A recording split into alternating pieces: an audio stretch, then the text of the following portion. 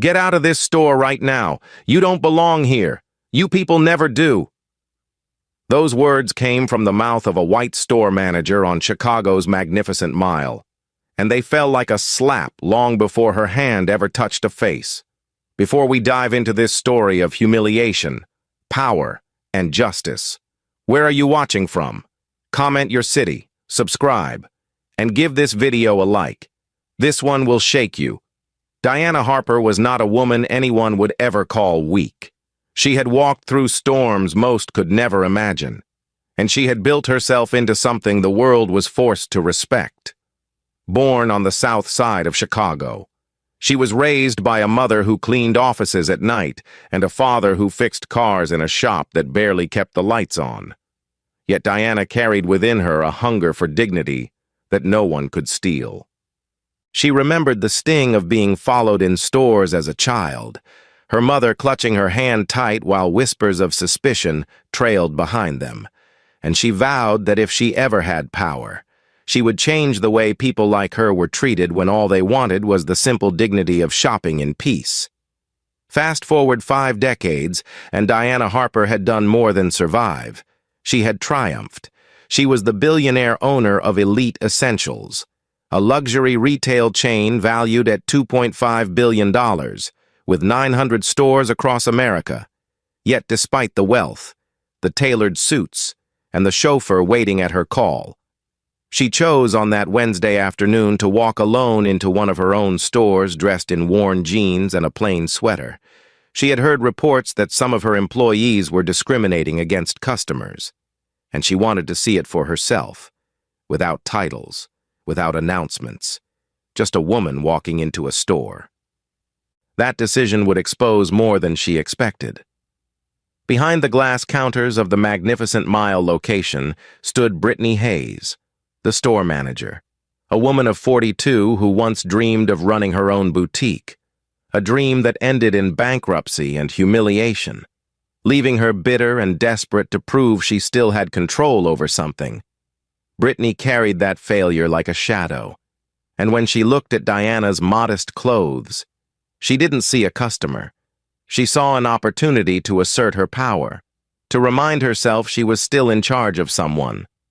Her deputy stood nearby, Victor Langston, a former military man of 48, discharged after conflicts with superiors, a man who blamed affirmative action and diversity hires for his own losses, a man who wore his resentment like armor. Victor watched Diana with narrowed eyes, whispering to the security guard to keep her under surveillance, certain that anyone who looked like her must be trouble. The air in that store was polished marble and designer perfume, but beneath it ran something foul, the unspoken belief that worth was written on clothing, on skin, on status displayed like a badge, and in that moment, Diana was invisible, or worse, a target. She moved quietly through the racks, noting displays and listening to conversations, her eyes catching how employees hovered near customers who looked like her, while others, well-dressed and white, browsed freely without interruption. Lena Mitchell, a young black sales associate, watched with unease, her heart racing as memories of her own humiliation at other jobs surfaced, but she kept her distance, afraid of losing the paycheck she needed to feed her son. Brittany, however, had no hesitation. She approached Diana with a smirk and said in a voice meant to cut, "Lost? The outlet mall is down the street." Diana did not flinch. She simply replied with calm strength, "I'm fine, thank you," while her phone, hidden in her pocket, captured every word. That quiet composure only fueled Brittany's contempt, and Victor stepped closer, his arms folded, his tone low but sharp. "Watch her. She doesn't belong here."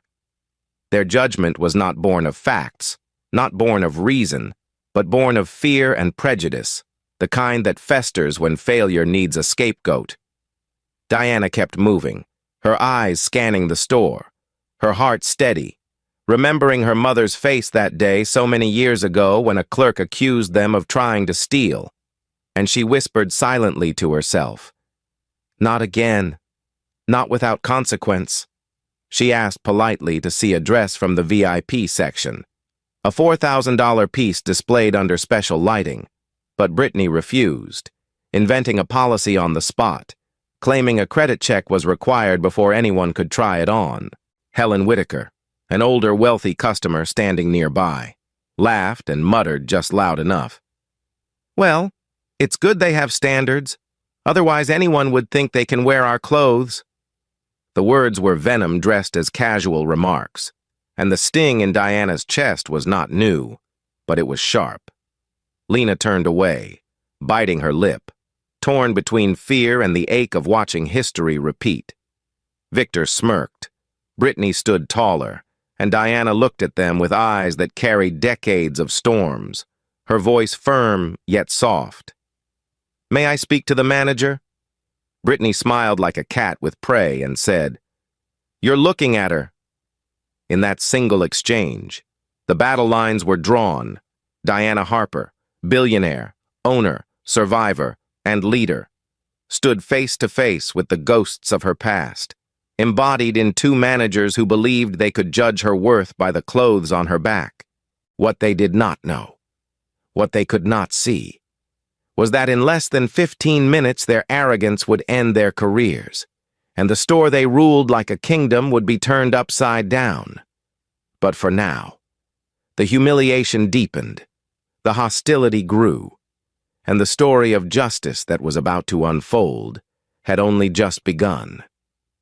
Brittany's eyes followed Diana like a hawk tracking prey, her steps calculated, her lips pursed as if she had already decided what this customer was worth. And Victor was not far behind, whispering instructions to Carlos the security guard to stay close. Because in his mind, the danger was not theft of merchandise, but the simple presence of a woman who did not fit his image of wealth. And that prejudice clung to the air like smoke. Diana moved with deliberate calm, examining the shelves, touching the fabric of a scarf, noting not just the quality of the merchandise, but the way employees shifted their weight, exchanged looks, and mirrored the subtle patterns of bias she had come to investigate. And though she appeared focused on the displays, her real attention was on the people, the silence, the whispers, the way dignity was eroded not with shouts, but with sideways glances and thin smiles that carried contempt. Lena Mitchell stood behind a counter, her hands trembling slightly as she folded a blouse, her mind racing, because she recognized the look in Brittany's eyes, the suspicion in Victor's stance, the same treatment she herself had faced too many times when shopping after work with her son. And though she wanted to step forward, she feared what it might cost her. The job that barely paid her rent, the health insurance that kept her child cared for. And so she stayed still, torn between fear and conscience. Diana, aware of Lena's watchful gaze, offered a brief nod, a silent message of solidarity. And in that instant, Lena felt both seen and burdened, because she knew what was coming would demand courage she wasn't sure she had. Brittany walked closer, her heels clicking sharply against the floor, and with a smile that barely concealed disdain. She said, "Looking for something in your price range, or just browsing to pass the time?" The words were sharp, meant to sting, meant to remind Diana of her place in Brittany's imagined hierarchy. But Diana did not rise to the bait. She simply responded, "I'd like to see how you treat your customers. Thank you." Her voice soft but steady, a line that only Brittany would misinterpret as sarcasm when it was in fact the truth.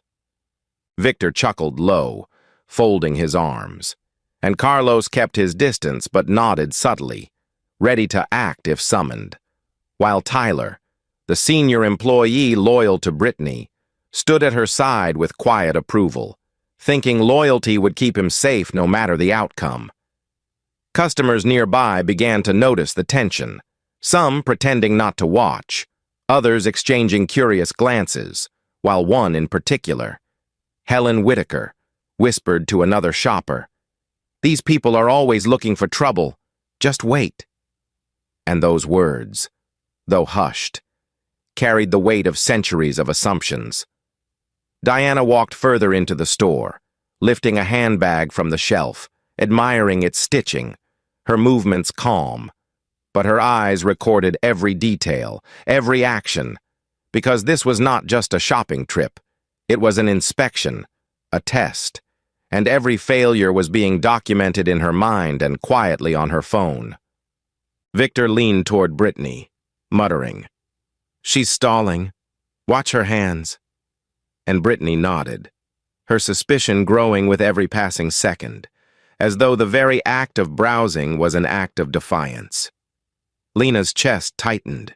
She reached for her phone beneath the counter, her thumb hovering, then retreating, then hovering again, until finally she opened her camera app, angling it discreetly to capture the scene, her heart pounding because she knew that if anyone saw, she could lose her job instantly, but she also knew silence would mean complicity, and the battle inside her nearly broke her. Diana picked up a silk dress, its tag showing a price higher than most people's monthly rent, and she asked politely, "Could I see this in my size? Please?" And that single request was the spark that set Brittany ablaze, her lips curling as she replied, "That section is reserved for verified clients. We have a policy to prevent misunderstandings." She trailed off, her eyes sweeping from Diana's shoes to her sweater, her meaning clear without saying the word. Diana raised her head slightly, her voice even. "Policy? I'd like to see that in writing." And Victor stepped closer, shaking his head. "Don't play games, lady. This isn't a flea market." The arrogance was thick, the hostility just beneath the surface, and customers began to whisper louder, sensing something was happening that was bigger than a simple dress. Lena hit record, her hands trembling, her phone angled just enough to capture Brittany's face, Victor's stance, and Diana's calm composure, her breathing shallow as she prayed no one would notice. Diana remained steady, her heart remembering her mother's humiliation decades ago when a clerk refused her service and accused her of not being able to pay. And that memory fueled her patience, her strength, because she knew endurance now would mean justice later. Helen chuckled again, shaking her head, and said to no one in particular, "They should know their place." Words meant to affirm Brittany's behavior, words that twisted the knife of humiliation. Brittany smirked, feeling supported, and said, "You don't look like someone who can afford this. Maybe you'd be more comfortable in our clearance section." That line hung in the air like poison, and for a moment the store seemed to pause, as if waiting for Diana to break, to argue, to defend herself. But she did none of that. She simply met Brittany's eyes with a calm so unshakable it unsettled the manager. And in that silence, Brittany's insecurity grew louder, feeding her cruelty. Lena's phone caught it all, the sneer, the words, the imbalance of power. And though she feared discovery, she also felt a strange sense of relief, because at least the truth would not vanish unrecorded. Victor whispered to Tyler, "This one thinks she's clever. We'll teach her." And Tyler nodded, his loyalty blinding him to the fact that he was aligning himself with a sinking ship. Diana placed the dress back on the rack, her voice measured. "I asked a simple question. May I speak to the manager?" Brittany crossed her arms, her tone dripping with arrogance.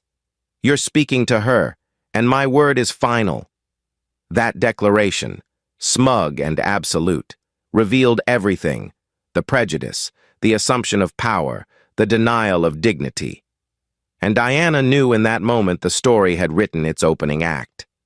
She inhaled slowly, exhaled with control, and walked a few steps further, each movement both graceful and defiant, because she was not leaving, not yet, not until the mask fell completely, behind her. Lena steadied her phone, recording still, whispering to herself, "Hold on, just hold on," as if praying for strength. and the tension in that room thickened like a storm cloud, waiting for the first bolt of lightning. Diana's request for fairness was simple, but Brittany twisted it into an insult, shaking her head with a grin that said she had the final word. And when Diana repeated calmly that she wanted to try on the $4,000 dress, Brittany stepped closer, arms crossed, and said in a clipped voice, "You'll need to provide a credit check first. That's store policy." A lie created on the spot, meant not to protect merchandise but to deny dignity. And Victor quickly added, "If you can't pass, you don't even touch it." The sting of those words cut deep, but Diana did not flinch. She lifted her chin slightly, her voice calm but firm. "Show me this policy in writing. I've never heard of such a rule." Brittany's smile tightened, her eyes narrowing, and Helen Whitaker, the wealthy customer standing nearby, laughed loudly, leaning on her designer cane as she muttered, "Well, it's good they keep standards.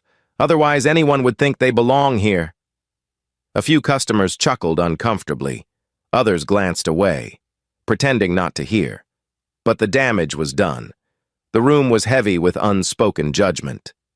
Diana remained steady, her breathing measured, her eyes fixed on Brittany, and she said, "I asked you politely, and I expect the same in return," her voice carrying both grace and authority. Brittany scoffed, waving a hand as if brushing her aside. "Ma'am, I don't think you understand. This is a luxury store, not a place where just anyone can walk in and demand special treatment." Her words carried venom, but beneath them was insecurity, the desperate attempt of a failed dreamer to hold on to power by putting someone else beneath her. Victor smirked, stepping closer, his voice lower, rougher. "People try to play this game all the time. Say they're just browsing. Say they want to try something on. And next thing you know, merchandise is missing." His eyes drilled into Diana's face. His assumption laid bare, and for a moment, silence hung in the air, until Diana responded in a voice even calmer than before. "I have nothing to hide, and I have every right to be here." Lena Mitchell, still recording secretly, swallowed hard, her hands trembling as she tried to hold the camera steady, knowing every word, every sneer, every ounce of bias would be captured, and her heart pounded with fear, but also with hope that one day the truth would matter. Maria Lopez, standing by the counter, shifted uneasily, her eyes darting between Diana and Brittany, wanting to speak but biting her tongue, because she needed her paycheck more than she needed to defend what was right. And in her silence, she became part of the weight pressing down on the moment. Tyler Grant, loyal to Brittany, muttered to Amber Reed, "She's wasting everyone's time. This is ridiculous." And Amber nodded eagerly, her admiration for Brittany clouding her judgment, her youth making her believe that siding with cruelty was strength. The tension deepened when Diana, refusing to back down, repeated, "May I try on the dress?" And Brittany's voice snapped back like a whip. "I told you no, and if you don't leave this section, I'll have security remove you." It was the word remove that made the customers shift uncomfortably, some beginning to sense that this was no longer about store policy. This was about power, prejudice, and humiliation. Helen chimed in again, shaking her head. "Honestly, why waste time on people like this? Let's move on." Her words dripping with entitlement, reinforcing Brittany's arrogance. Diana's eyes softened, her mind flashing back to her childhood, standing beside her mother in a store much like this one, when a clerk accused her mother of not being able to afford even a blouse. And the humiliation burned so deeply that her mother never entered that store again. And that memory gave Diana strength, because she had promised herself as a young girl that she would never allow such cruelty to go unanswered if she had the power to stop it. She inhaled, exhaled, and answered Brittany firmly, "You are refusing me service without cause, and that is unacceptable." Victor stepped in, his voice sharper now, his bitterness spilling over. Unacceptable? You don't make the rules here, lady. We do. And you don't belong in this section, so let's stop pretending. He gestured toward her purse, his eyes narrowing. Matter of fact, why don't you let us take a look inside that bag, just to be sure nothing's been slipped away?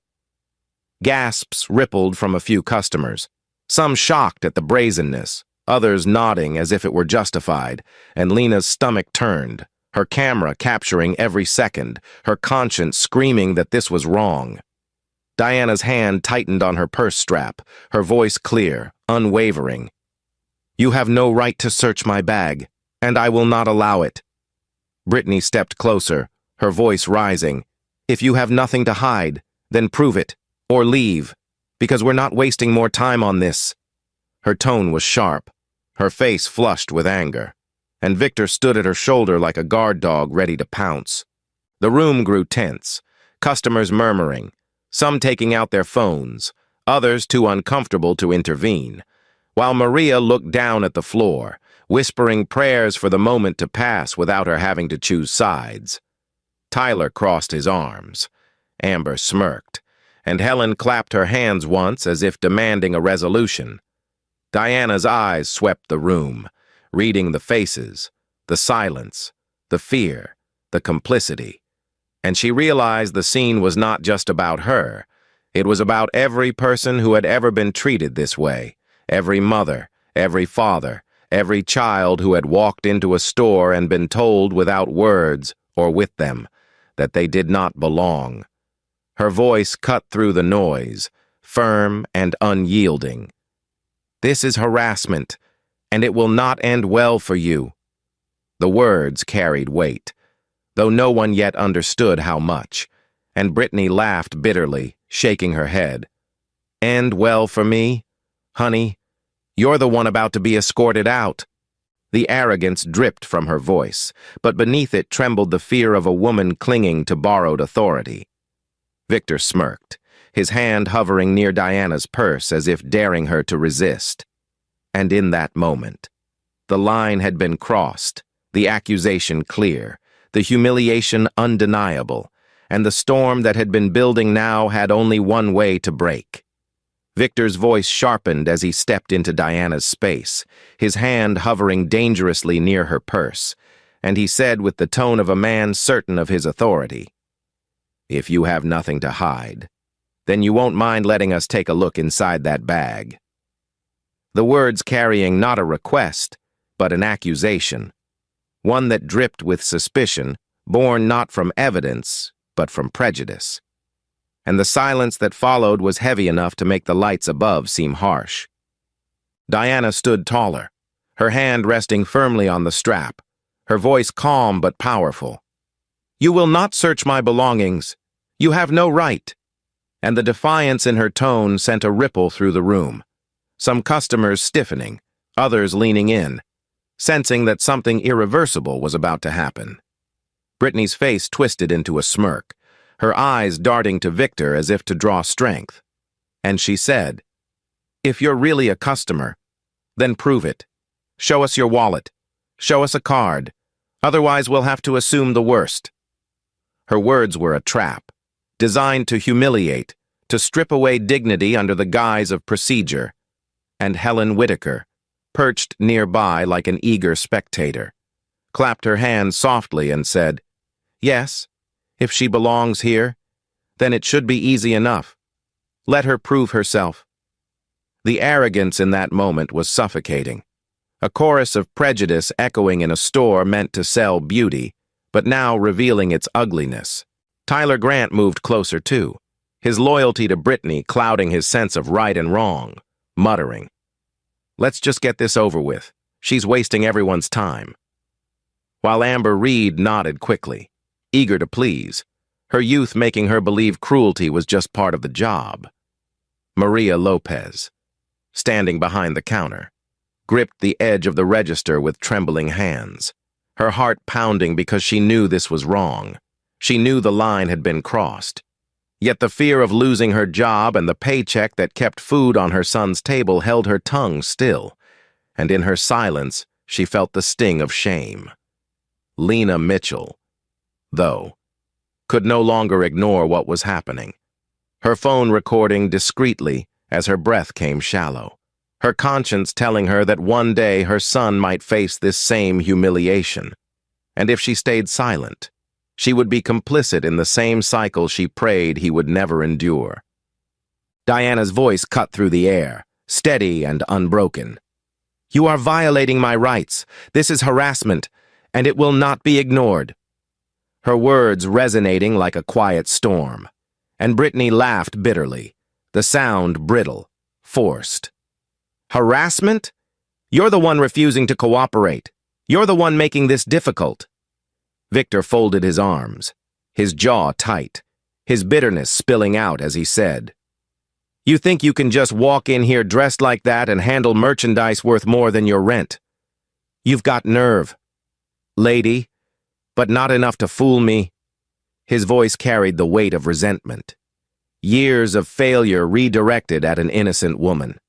And Diana felt the familiar sting of being judged not for who she was, but for what she looked like. A sting she had carried since childhood, but one she had learned to transform into strength. She took a breath, recalling her mother's tears after being accused of shoplifting decades ago, recalling her father's words that dignity was not given but defended. And in that moment, she stood firm, her silence more powerful than their accusations. The crowd in the store grew restless, a few customers taking out phones to record, others whispering about what they were witnessing, some appalled, others entertained. And Helen shook her head with a smug smile, as if this scene confirmed everything she believed. Brittany stepped closer, her voice rising now. "If you don't open that bag, I will call the police, and I can promise you they won't be as patient as we are." Her words meant to intimidate, but her trembling hands betrayed her insecurity. Diana's reply was measured, her tone still calm but now with steel beneath it. "Do what you must, but understand this. Every second of this is being documented, and you will be held accountable." For the first time. A flicker of doubt crossed Brittany's face, but Victor leaned in, snarling. "You think anyone will believe you? Look around. Everyone sees what we see." But Lena's camera caught it all, her quiet bravery building, her whisper under her breath steadying her nerves. "They'll believe the truth." Tyler raised his voice, telling Carlos the guard, "Go ahead, back us up. She's making a scene." But Carlos hesitated, his eyes flicking to Diana, sensing something different about her composure, something that told him this was bigger than the others realized. Though he stayed silent, unwilling to cross his superiors. Diana did not waver, her eyes meeting Brittany's directly, her voice clear. "I came here to see how you treat your customers, and you've made that perfectly clear." The sentence landed like a warning, though Brittany dismissed it, her pride too heavy, her fear too buried beneath anger. The air was thick, every second stretching, every whisper amplifying, and the store, once a place of luxury, had become a stage where prejudice played out under the fluorescent lights. Lena steadied her phone, her courage growing, and for the first time she angled it higher, capturing not just faces but the entire confrontation, her mind whispering prayers that she wouldn't be caught. Maria closed her eyes briefly, ashamed of her silence, wishing she had the strength to speak, but knowing her job was her survival. Helen smirked. Amber laughed nervously. Tyler muttered something about troublemakers, and Victor stood firm. But Diana, steady and unshaken, carried the weight of every insult with a grace that unsettled them more than shouting ever could. And then, as Brittany leaned in, her hand twitching toward Diana's purse, the breaking point loomed, the line between accusation and assault trembling, waiting for the moment when words would no longer be enough. And the escalation that had been building from the moment Diana stepped into that store reached the edge of a cliff that everyone could see, but no one could stop. The moment of breaking came without warning. Yet everyone in the store felt it rising like pressure before a storm. Brittany's hand darted forward as she grabbed Diana's purse strap, yanking it with a force meant to prove her control, and when Diana resisted, holding it firmly against her side. Brittany's frustration erupted, her palm flying across Diana's cheek with a sharp crack that echoed through the aisles, silencing every whisper, freezing every breath. And in that instant, the store stood still, stunned by the audacity of what had just happened. Diana did not stagger, did not crumble. She raised her head slowly, her eyes steady and unbroken, and the composure in her face was more devastating to Brittany than any retaliation could have been. Because dignity is a weapon that arrogance cannot defeat. Customers gasped, some covering their mouths, others fumbling with their phones to capture what their eyes could barely believe. And Helen Whitaker muttered softly, "Well, maybe that will teach her," revealing a cruelty so deep that even those beside her recoiled. Victor's face tightened, pride and panic colliding as he realized the line had been crossed. And Tyler muttered, "It had to be done," though his voice shook as if even he doubted it. Amber Reed clapped nervously, then stopped when she saw the faces around her, the disapproval growing, and Maria Lopez, unable to stay still, whispered to herself, "God forgive us," tears burning her eyes for the silence she had chosen until now. But it was Lena Mitchell who moved, her camera still rolling, her body trembling as she stepped a little closer, whispering just loud enough for Diana to hear. "I have it all, every second. You're not alone." And in that moment, courage found its voice in a young mother who had everything to lose but chose truth instead.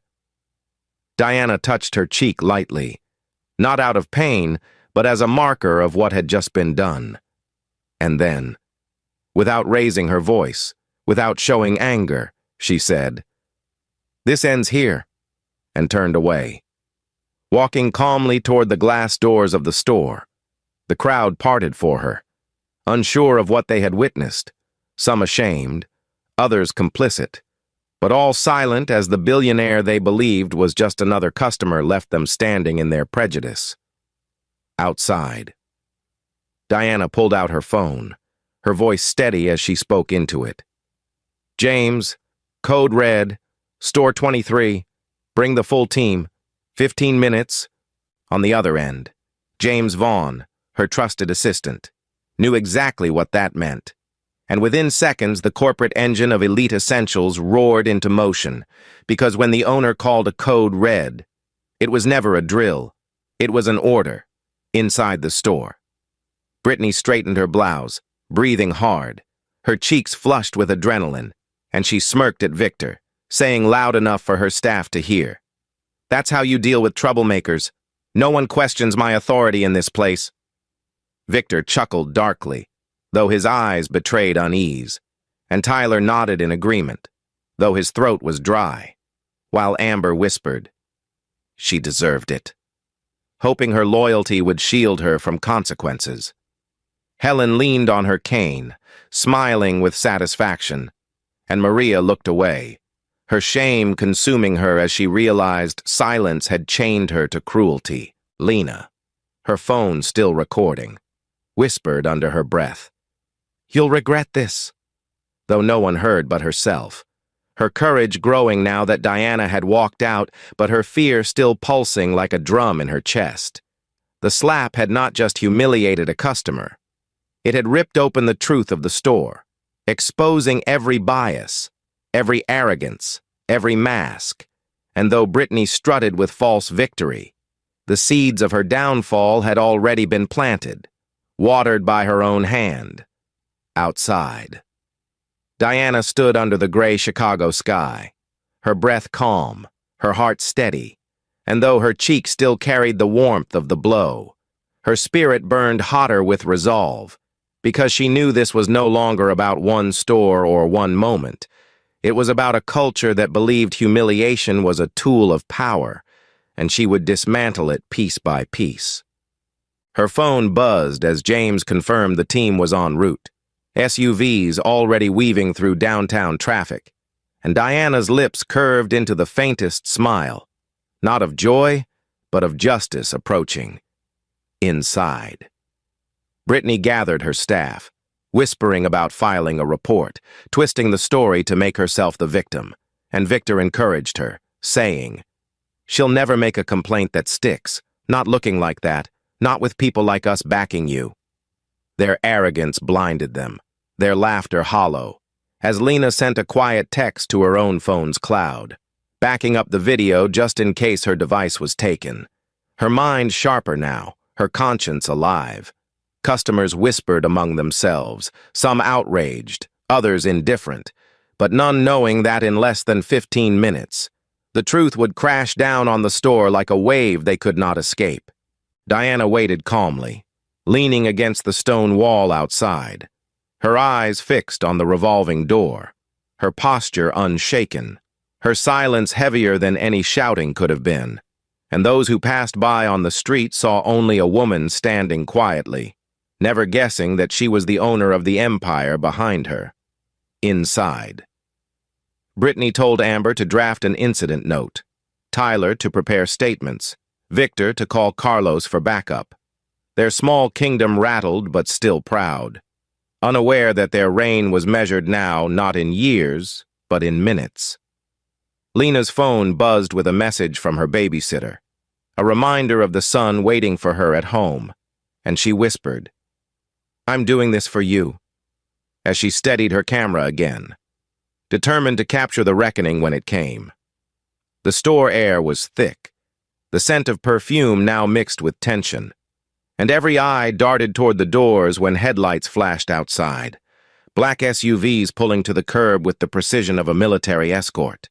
Diana straightened her shoulders, ready for what came next, her cheeks still warm from the slap, but her heart blazing with purpose. Because in 15 minutes the mask would fall, the truth would rise, and those who thought themselves powerful would learn the cost of cruelty. 15 minutes after Diana's call, the sound of doors swinging open shattered the false calm inside the store. Black SUVs lined up at the curb like a convoy, and from them stepped men and women in sharp suits, their presence alone enough to shift the atmosphere from arrogance to dread. Rachel Keller, the HR director, walked in first with a folder in her hand, followed by Michael Torres from legal, Sarah Chen, the chief operating officer, and David Kim, the security director.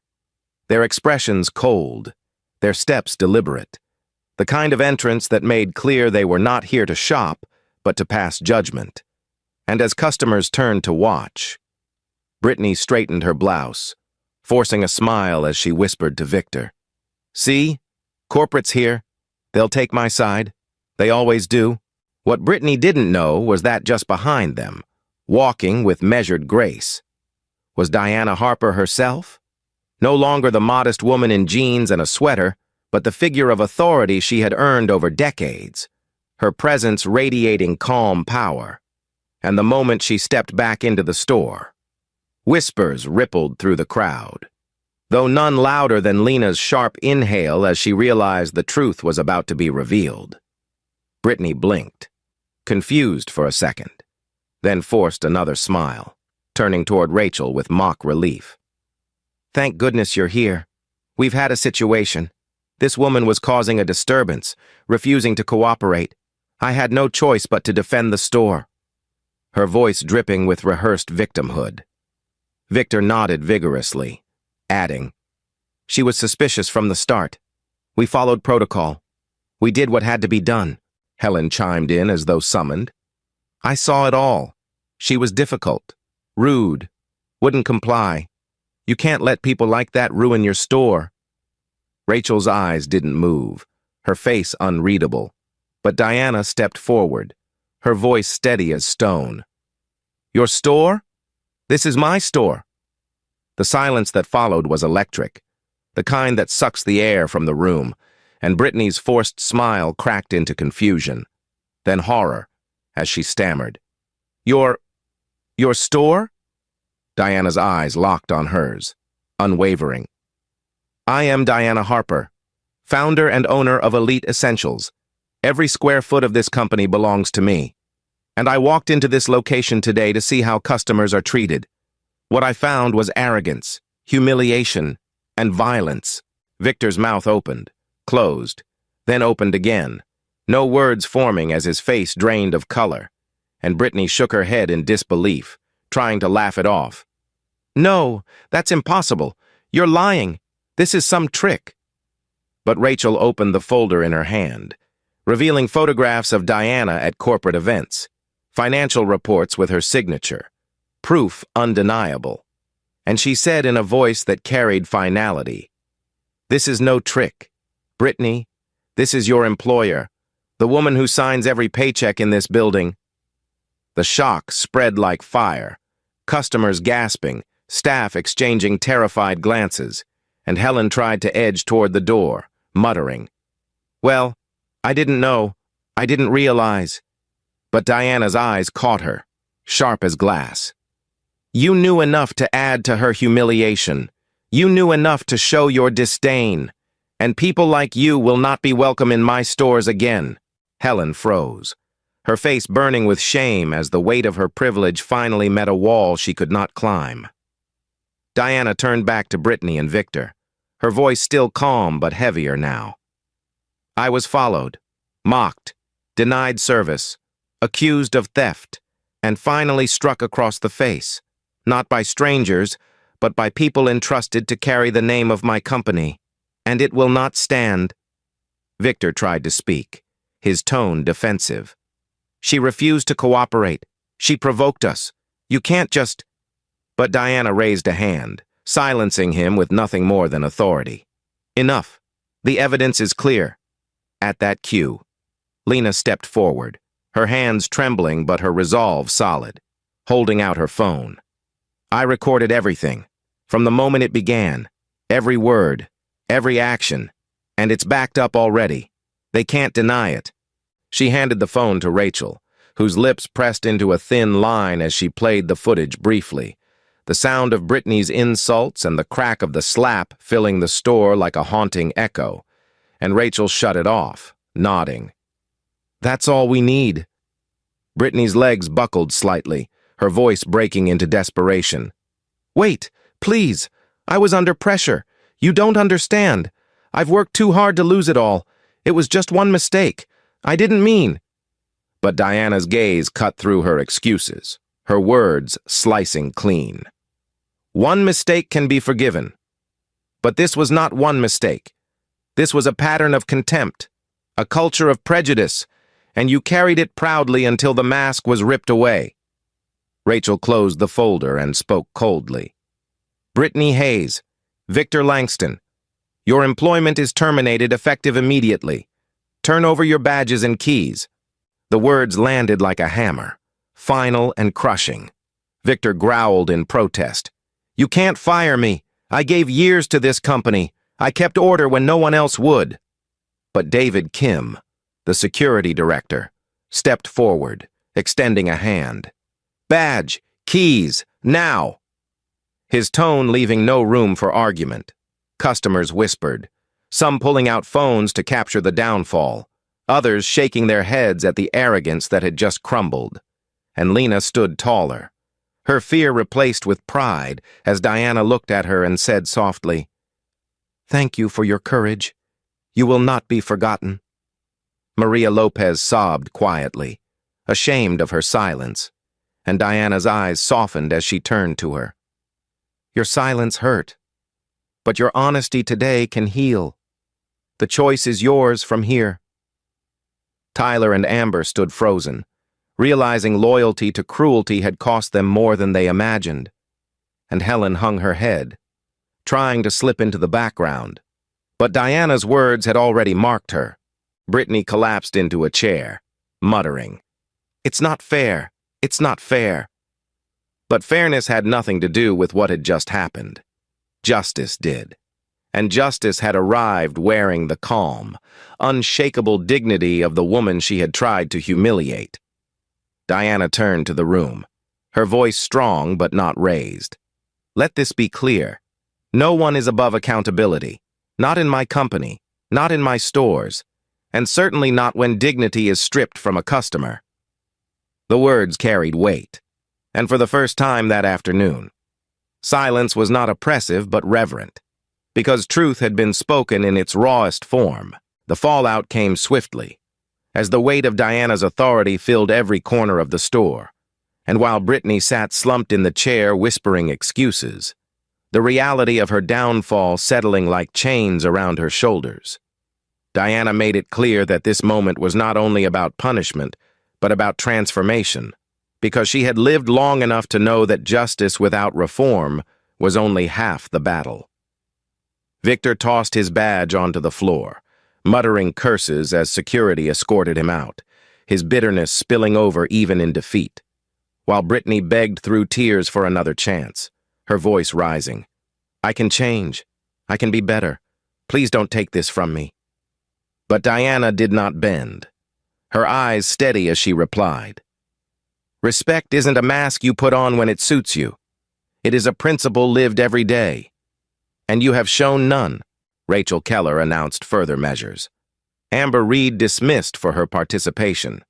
Maria Lopez terminated for her silence, though offered a chance at rehire if she sought retraining. Tyler Grant demoted and sent to undergo intensive bias education. And Helen Whitaker banned permanently from every Elite Essentials store. Her name added to a list that would make sure her money could never again buy her permission to demean another human being inside those walls. The crowd of customers, once silent accomplices, now buzzed with disbelief at the swiftness of accountability. Some recording the scene, others whispering that they had never seen such decisive justice in a retail store. And in the center of it all stood Lena Mitchell, still trembling, still clutching her phone, her courage now fully exposed to the light. Diana walked to her, placing a hand on her shoulder, her voice soft but audible to all. "You had everything to lose, and yet you stood for what was right. For that bravery, you will not only keep your job, you will rise. From this day, you are a supervisor, and your voice will matter in shaping this store's future." Tears filled Lena's eyes, her lips trembling as she whispered, "Thank you. I only did what I had to do." But Diana shook her head gently. "No, you did what so many are afraid to do, and that makes you extraordinary." Applause broke from a few customers, hesitant at first, then louder, as though they too needed to cleanse the air of the ugliness they had witnessed. Rachel stepped forward, reading from a prepared statement handed to her by Michael Torres. "Effective immediately, Elite Essentials will launch a comprehensive anti-discrimination overhaul. All staff will undergo mandatory training. Leadership will be reshaped, and failure to meet standards of dignity and respect will result in immediate termination." Diana nodded in approval, adding her own words. "We will not be remembered for the clothes we sell, but for the humanity we uphold. If a customer walks through these doors, they will be treated with dignity. No exceptions." Maria Lopez broke into quiet sobs, whispering apologies, confessing to Diana that she had been afraid, that she needed her job to raise her child. And Diana, though firm, placed a hand on her arm and said, "Fear is real, but silence feeds injustice. Take this as your lesson, not your end." Customers left the store one by one, but many stopped at the door to thank Diana, some ashamed of their own silence, others inspired by her composure, and by the time the last one stepped out. The store was no longer a boutique of luxury. It was a courtroom where truth had spoken and justice had ruled. Outside, reporters had already gathered, tipped off by whispers on social media and the footage Lena had quietly uploaded. And as Diana stepped into the evening air, microphones flashed, voices called her name, questions poured like rain, and she paused just long enough to say, "This is not about me. This is about every person who has been told they don't belong. And let this stand as proof that prejudice will never have the last word in my company." Her words traveled fast, carried across networks, replayed on televisions, dissected on talk shows, and within hours.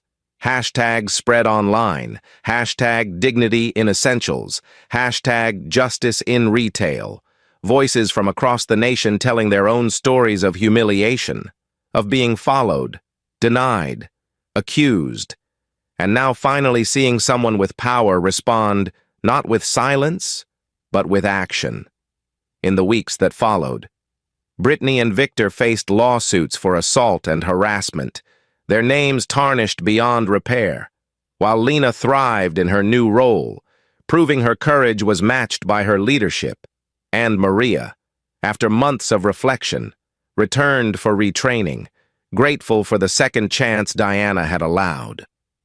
Tyler humbled himself, working under Lena's guidance, learning the lessons he had ignored. While Amber disappeared into obscurity, her loyalty to arrogance costing her more than she had expected. Helen Whitaker tried to fight her ban legally, but no court could force a company to serve a customer who had shown such disdain, and her reputation in high society circles dimmed, a reminder that wealth could not always protect arrogance. Diana expanded the reforms beyond this one store, mandating anonymous reporting lines, installing surveillance to protect both staff and customers, and hosting quarterly forums where employees could speak directly to leadership. And slowly, but surely, the culture of Elite Essentials shifted from exclusivity to inclusion, from silent judgment to open respect. Months later, at a company-wide conference in Chicago, Diana stood before thousands of employees, her voice steady as she recalled the day of the slap, not as a moment of shame, but as a turning point. What we sell is not only fashion, it is experience, it is dignity, and if we strip a person of their humanity at the door, we have failed no matter what hangs on our racks. Her words brought the room to its feet. Applause thunderous, not just for the clothes, not just for the business, but for the leader who carried the scars of her past and turned them into lessons for the future. As the lights dimmed on that stage, Lena stood in the audience, her son at her side, smiling with pride at the mother who had chosen truth, while Maria clapped beside her, grateful for forgiveness. And James Vaughn, always steady at Diana's side, leaned in to say, "You've changed more than a company. You've changed lives." Diana smiled softly, knowing that was the only measure of success that mattered. And for those who had been told in stores across the country that they didn't belong, her story became their story, a reminder that power wielded with dignity could reshape not just policy, but people, not just companies, but culture. And as the curtain closed on that chapter, the message was clear. Respect is not bought with money. It is earned through humanity. And when prejudice strikes, justice must answer louder. Thank you for watching. If this story touched you, please subscribe, like, and share, and let us know in the comments where you're watching from.